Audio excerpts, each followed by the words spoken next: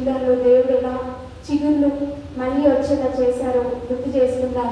మనం మర్చిపోయిన విషయాలన్నీ జ్ఞాపకం చేసుకుందాం. ఏ ఘడియల్లో మనం ఓడిగారిపోయినట్టుగా పడి ఉన్నామో గుర్తు చేసుకుందాం. దేవుడు ఎలా చిగురించేలా సహాయం చేసేలా గుర్తు చేసుకుని దేవుని ఆరాధిద్దాం.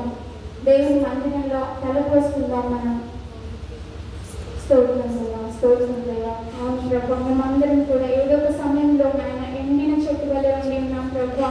అయ్యా మీరు పోసే నాదులు కూడా లేని స్థితిలో మేము ఎండిన స్థితిలో ఉన్న పరిస్థితులు ఎదుర్కొన్నాం ప్రభా. అయినప్పటికీ నాయన యేసయ్యా మేము మళ్ళీ చిగురించేలా మీ వాక్యం ద్వారా నాయన అయ్యా మీ సేవకుల ద్వారా ప్రభా, మిమ్మల్ని నమ్మిన విశ్వాసుల ద్వారా ప్రభా మా జీవితాల్లో మీరు అనేక మార్లు నాయన మీ స్వరం వినిపించి చిగురింపజేశారు తండ్రి. నీకు స్తోత్రాలు స్తోత్రాలు ప్రభా యేసయ్యా. పరిశుద్ధ మీకు వందనాలు వందనాలు వందనాలు.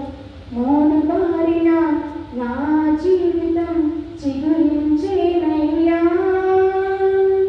అంధకారం తొలగించే వెన్నెలనివయ్యా.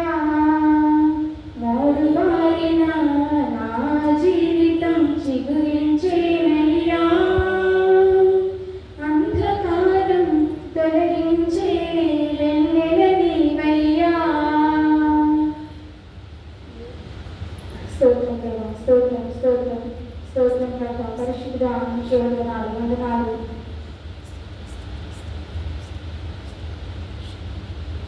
స్తోత్రం స్తోత్రం స్తోత్రం దేవా. గౌరవించుకోవాలి. హల్లెలూయా హల్లెలూయా. పరిశుద్ధ జ్ఞాపక శక్తి దయచేయండి తండ్రి. నేను ఆరాధించడానికి కృప చూపించండి దేవా. ఎలా పాడాలో నేర్పించండి ప్రభా. స్తోత్రం స్తోత్రం స్తోత్రం దేవా. వందనాలు తండ్రి. స్తోత్రాలు స్తోత్రాలు స్తోత్రాలు దేవా. Glory to Jesus. Hallelujah hallelujah. అందరం స్తుతిద్దాం. మీ జీవితాల్లో దేవుడు ప్రత్యేకంగా ఏ విధంగా కార్యాలు చేశారో జ్ఞాపకం చేసుకోండి. స్తోత్రం దేవా, స్తోత్రం.